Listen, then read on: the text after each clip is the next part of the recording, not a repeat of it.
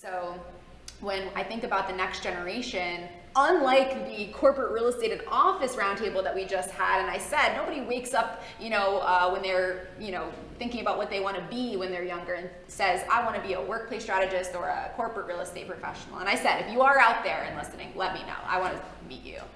But a lot of people, and especially the next generation, are really into climate action, sustainability, but I don't think enough of our next generation realizes the impact that the built world has on the environment. To be totally honest, when I started Disrupt CRE, I had no idea, and it's the thing that made me choose this industry out of college. And it's the purpose that's continued to drive me to be in this space and work in this space, as all of you, are similar sitting here. But so when we think about asking the next generation to come spend their energy and talent with us in this industry, what's your advice? What's your best advice? I know this is probably the most loaded question I gave. I'll kick it off. So I would say, so one of the pieces of advice I heard early in my education was to follow your passion. And I think that among people who are entering into the workforce now, there's probably a lot of pressure to say, going to follow the banking track, the consulting track, the lawyer, the accounting track, right? That's great if that's where your curiosity really lies, but I think for too many people, they're doing that because that's what's expected of them, or there's a proven path there. They don't have to blaze a new path. I think now it's ripe for people to really follow where their curiosity leads them. And prime example, like my job didn't exist a year ago, and only by virtue of me saying like, oh, I'm kind of curious about how our buildings get energy. I'm curious about that. Did they say like, well, good, because you're gonna do that now. That's amazing. So, really just focusing on what draws your curiosity, what you read in the newspaper, whether you read online on these blogs, like what kind of videos, what books you're interested in, what movies, like those will inform where your curiosity lies, and that drives you, gives you energy, and I think that's worth paying attention to. So this is not a big scary industry that there's this massive barrier to entry specifically as it relates to sustainability. It's a brand new thing in a lot of cases that's just existing and becoming important right now. So just like we were talking about office strategy, it's not the same old thing. We're starting new. We're starting new right now. And so there's every opportunity to be involved. And it might take some persistence and patience in figuring out what your mode of entry will be. But it's available and it's here, and we're encouraging you to please spend your talent with us in this industry. While we have talked about a lot of technical or environmental topics today, the part that I love about sustainability is the people element. It's a way to connect to people. It underlies so much as the social elements of this. When we talk about renewable energy, we're also talking about the equity that it brings, so that you're not bringing it a bunch disproportionately to lower income populations. So there's this whole, undertone of social and people. So you don't have to be like a technology wonk, or you don't have to be, really into engineering or details. There's career paths for everybody in a variety of disciplines. And you can, in many cases, choose your own adventure and find something that you're passionate about and shape a role that you want to have. I love that. I'll add too that the smartest people I know have quit their jobs and moved into sustainability. Wow. So it's, if you want to find smart colleagues, go and work in this space, because it's incredibly interesting, it's incredibly deep, it's incredibly technical, but it doesn't have to be. So I'll also say, actually, another note is that the smart money is going into sustainability. And so even when you look at economic collapse, you may see a lot of stocks drop. You may see a lot of companies not get funded. What has not dropped is climate tech. So there's a lot of resiliency in this space. And I think there's a lot of new dollars being allocated to this space, just like we saw a few years ago, brand new dollars being allocated to prop tech, right? Yeah. And when it's landlord driven, it's even better. I mean, that's the ultimate, what we could hope for to see happen. Yeah, and the problem is only going to become more and more visible. And so the dollars aren't going away. No. Yeah, I mean, I can add to that a little bit. I think as regards the next generation, I think they're probably more sophisticated than I was at their generation as regards like people showing up in coffee shops with their own cups and metal straws and all this sort of stuff, like those little incremental changes that I've seen working in prop tech. I was working with people younger than I, and they're already kind of there. And you know, similar to what you said with prop tech a couple of years ago in 2013, 14, it wasn't really a thing. Right. You know, and similar to your point, was my role a thing 4 or 5 years ago? No.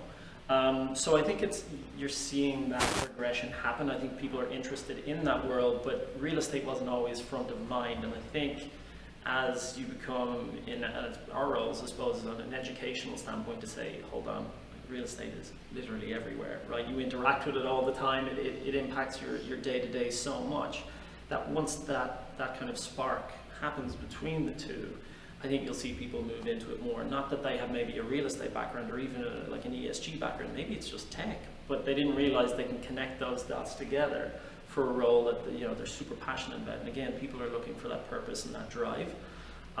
So, you know, I would just say from our standpoint, it's about attracting those people that maybe traditionally weren't involved in real estate, but you know, I think we can draw them in. It's not maybe the maybe stuffy old appearance that it once had. That it is a changing and evolving, and I think we're rapidly evolving. I think, like I said, 10 years ago, prop tech not really a thing. Now we're talking about carbon on blockchain, right? So, you know, we're certainly evolving rapidly and need to do so. So I think just making people aware that it is a thing.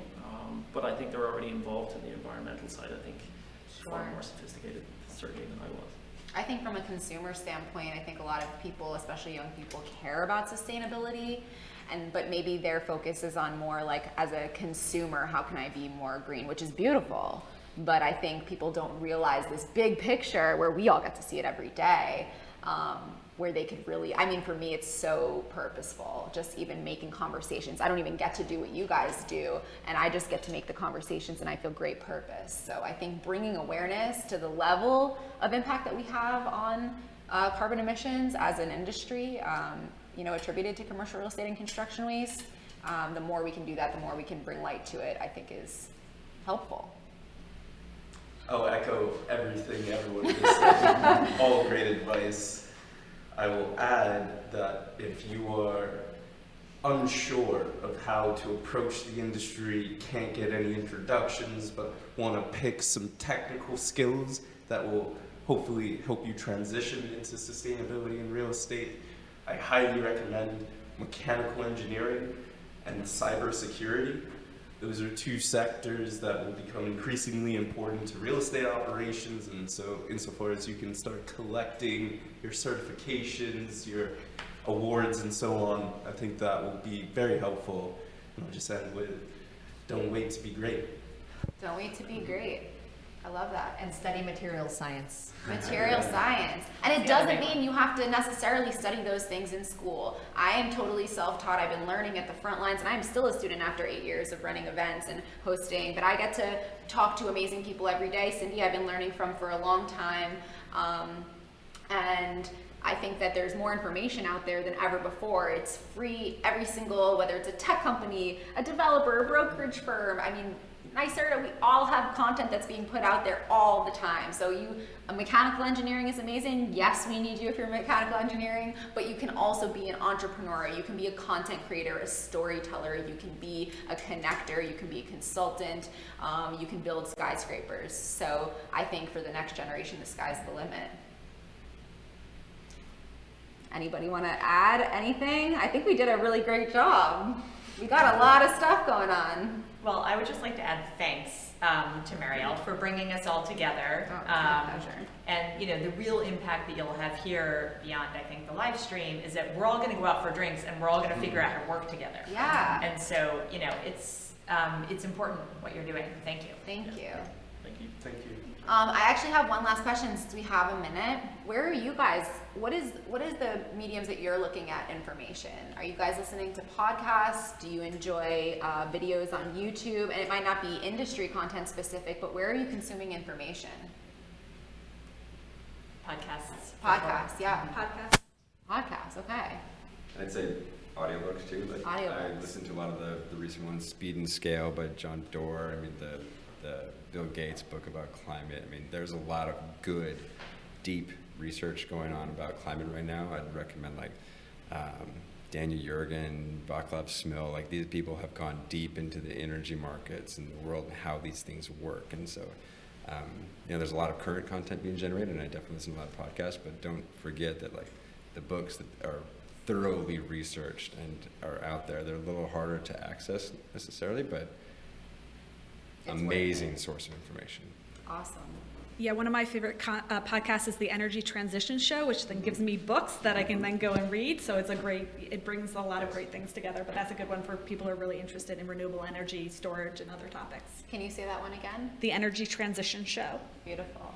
I'll also shout out James Dice's podcast, Nexus Labs. They do an exceptional job demystifying building and climate-related technologies, helping folks understand what leaders in the industry are actually doing. Also, YouTube is your friend. Yes, amazing. Finally, I would say if you're a layperson and trying to learn more about sustainability, the book Drawdown is really great at just saying, here are the high impact things you can do, here's how much those things cost, and the sort of likelihood that they're going to be able to scale in the next 50 years. So it's a really great way to say, all right, here's how I want to focus my time. Do you want to share? I suppose adding on that, yeah, I mean, you've nailed most of them that I was going to bring up, but I'm a huge fan of like newsletters, subscriptions of newsletters to your emails, right? And more often than not, people generate those on a weekly, monthly basis of where's the money going, right? Whether that's a VC newsletter or elsewhere. There is always a portion, ever increasing portion around sustainability and ESG topics. So just even like subscribing to some of these things, Yeah. I find them super helpful in the morning just to scroll through some of those when I don't have the time for a podcast or something like that. Sure. Yeah.